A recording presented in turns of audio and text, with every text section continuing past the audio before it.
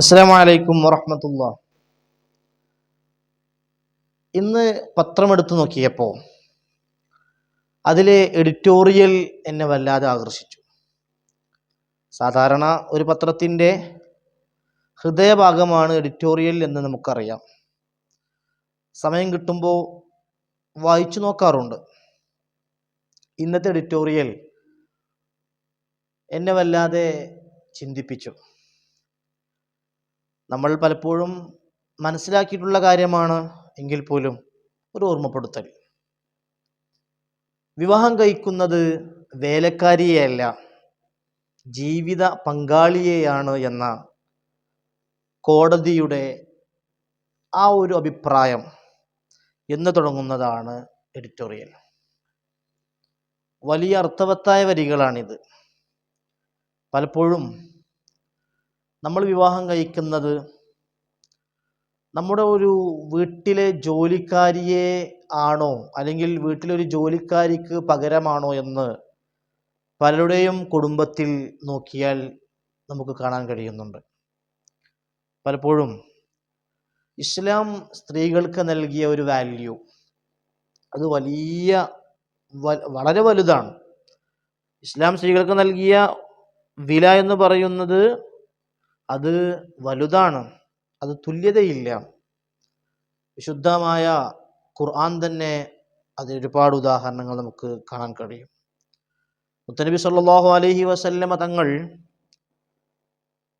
നിങ്ങളിൽ ഏറ്റവും ഉത്തമർ വീട്ടുകാരോട്, കുടുംബക്കാരോട്, ഭാര്യമാരോട് നല്ല രീതിയിൽ പെരുമാറുന്നവനാണ് എന്നാണ് പഠിപ്പിച്ചത്. അതുകൊണ്ട് നിങ്ങളൊന്ന് ആലോചിച്ചു നോക്ക്, ഈ ഒരു ആശയം വിവാഹം കഴിക്കുന്നത്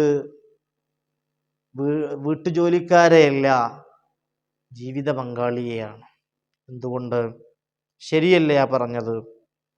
നമ്മൾ വിവാഹം കഴിച്ച് നമ്മുടെ വീട്ടിലേക്ക് കൊണ്ടുവരുന്ന നമ്മുടെ ഇണ അതൊരിക്കലും നമ്മുടെ വസ്ത്രങ്ങൾ അലക്കാനോ, അല്ലെങ്കിൽ നമ്മുടെ വീട്ടിലെ മറ്റു ജോലികൾ ചെയ്യാനോ, അല്ലെങ്കിൽ വീട്ടിലുള്ള മറ്റുള്ളവരുടെ കാര്യങ്ങൾ നോക്കാനോ വേണ്ടി മാത്രമല്ല, അതിനു വേണ്ടിയല്ല അവരെ നമ്മൾ വിവാഹം കഴിച്ചു കൊണ്ടുവന്നിട്ടുള്ളത്.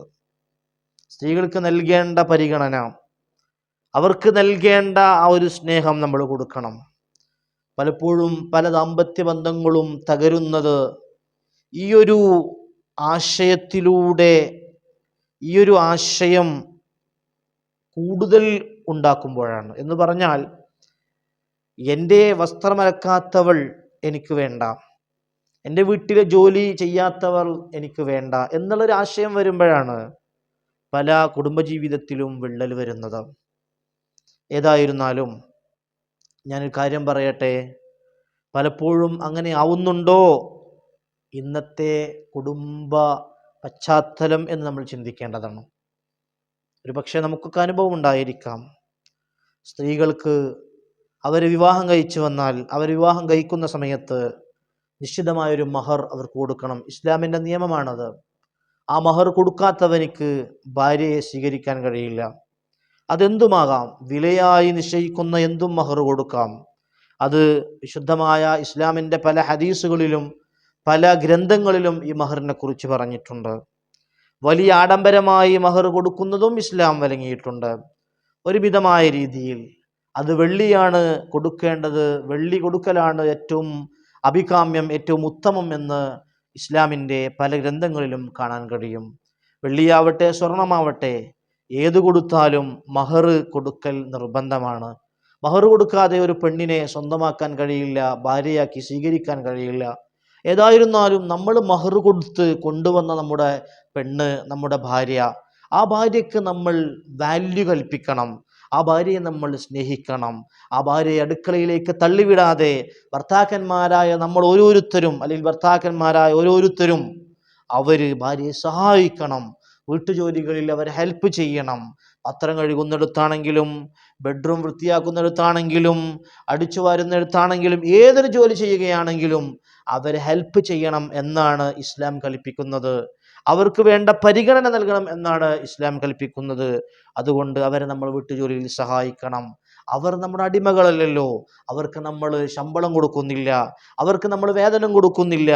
അവർക്ക് നമ്മൾ പകരമായി ഒന്നും കൊടുക്കുന്നില്ല. അല്പം സ്നേഹം കൊടുത്തുകൂടെ? അല്പം പരിഗണന കൊടുത്തുകൂടെ? എന്തെല്ലാം ത്യാഗങ്ങളാണ് അവർ ചെയ്യുന്നത്. അതുകൊണ്ട് ആ ത്യാഗം ചെയ്യുമ്പോൾ നമ്മളും അവരോട് കൂടി നമ്മളും ആ ജോലിയിൽ പങ്കുചേരുക. അവർക്ക് വല്ലാത്ത ആശ്വാസമാണ്.